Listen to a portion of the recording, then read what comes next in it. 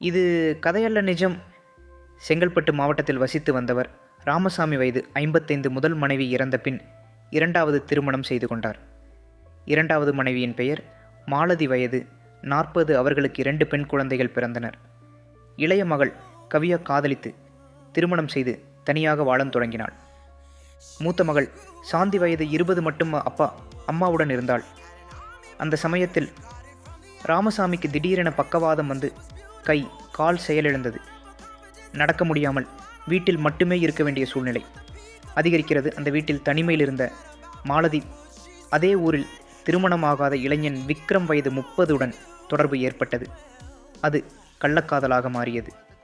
மாலதி, விக்ரம் இருவரும் அடிக்கடி சந்தித்து உல்லாசமாக இருந்தனர். இதை தெரிந்த ராமசாமி, இப்படி தவறாக போகாதே என்று மனைவியை கண்டித்தார்.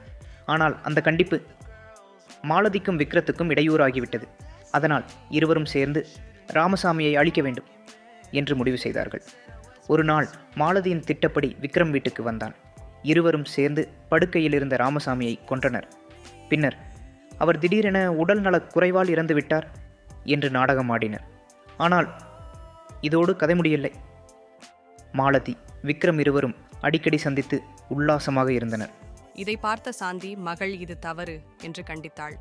அதுவும் இருவருக்கு இடையூறாகிவிட்டது. அதனால் மாலதி, விக்ரம் இருவரும் சேர்ந்து சாந்தியையும் கொன்று உடலை மறைத்தனர். சில நாட்களில் சாந்தி மரணத்துக்கு போலீசார் விசாரணை ஆரம்பித்தனர். சந்தேகம் மாலதியின் மேல் விழுந்தது. அவளை போலீஸ் விசாரிக்க அவள் உடைந்து சொன்னாள், என் கணவர், என் மகள் இருவரும் எங்கள் காதலுக்கு இடையூறாக இருந்தார்கள். அதனால்தான் நாங்கள் இருவரும் சேர்ந்து கொன்றோம். இறுதியில் மாலதியும் விக்ரமும் கைது செய்யப்பட்டு சிறையில் அடைக்கப்பட்டனர்.